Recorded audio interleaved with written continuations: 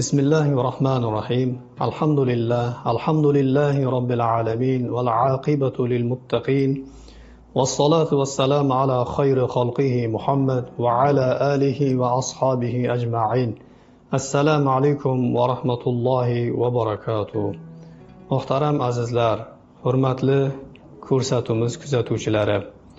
Bugungi kunda yurtimizni barcha sohalarida jadallashgan ravishda islohotlar bormoqda. Shu jumladan diniy ma'rifiy sohada ham. Mana shu yangilanishlarning bir jabhasiki muhaddis, ulug' vatandoshimiz, bobokalonimiz Abu Iso Imom Termiziy Sunan-i Termiziy asarlaridan hadislarni sharhlash borasida hamda Imom Termiziy hikmatlari dasturi va ko'rsatuvini, ya'ni boshlamoqchi bo'lib turibmiz. Islom dinidagi amallar bor. Shunday amallar borki, faqatgina savob emas, balki insonni o'sha amal xotirjam ham qiladi. Shulardan biri ziyorat.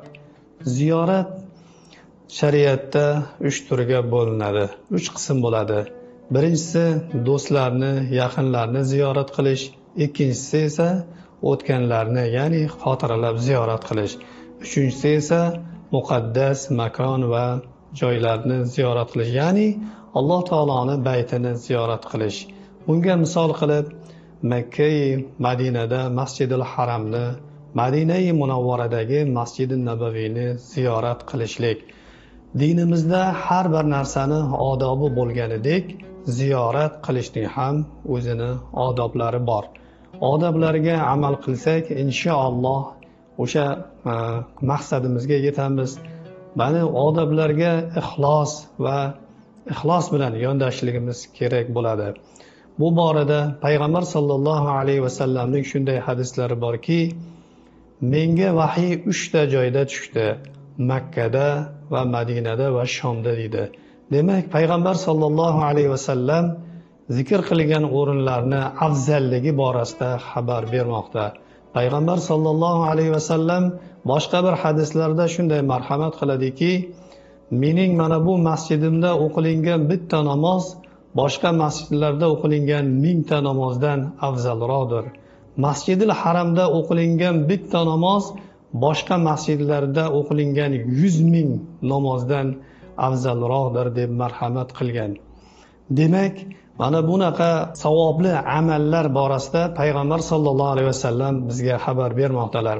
Mustaqilligimiz sharofati, tinchligimiz sababli hamda yurtboshimizni sa'y harakatlari sabab ota-bobolarimiz ulug' ne'matlarga erisha olmagan haj va umra ne'matiga bugungi kunda barchamiz muyassar bo'lib turibmiz. Demak, haj va umra ziyoratlariga bugun hojilarimiz amalga oshirmoqdalar. Bu ne'matlarning shukronasi o'laroq mustaqilligimizni qadriga borib, uni asrab avaylash, uni ko'z qorachig'lik asrashlik barchamizga, ya'ni lozim bo'lar ekan. Qadrli muxlislar, bugun sizlar bilan, ya'ni mabrur hajning mukofoti borasida suhbatlashmoqchimiz. E'tiborlaringizni ekranga qaratsalaringiz. Abu Hurayra roziyallohu anhu dan rivoyat qilinadi. Nabiy sallallohu alayhi vasallam umra keyingi umragacha bo'lgan kichik gunohlarga kafforatdir. Mabrur hajning mukofoti faqat jannatdir dedilar. Hadisi sharifdan. Bismillahirrohmanirrohim. Ana Abi Hurayra radhiyallohu anhu قال رسول الله صلى الله عليه وسلم قال العمرة إلى العمرة كفارة لما بينهما والحج المبرور ليس له جزاء إلا الجنة. Abu Hurayra radhiyallohu anhu dan rivoyat qilingan hadisda payg'ambar sollallohu alayhi vasallam shunday marhamat qildilar: umra keyingi umraga davr bo'lgan kichkina gunohlarni kechiruvchidir. Mabrur hajning mukofoti faqatgina jannatdir deb payg'ambar sollallohu alayhi vasallam marhamat qildilar. Muhtaram azizlar, mabrur so'ziga bir e'tibor beraylik. Mabrur so'zi yaxshilik qilingan, qabul qilingan degan ma'nolarni bildiradi. Jumladan ixlos degan ma'nosi ham bor. Demak, mabrur maqbul so'zi bilan hamohang ekan. Shuning uchun ham xalqimizda hajga ketayotganlarga sizni hajjingiz hajji mabrur bo'lsin deb duo qilishadilar.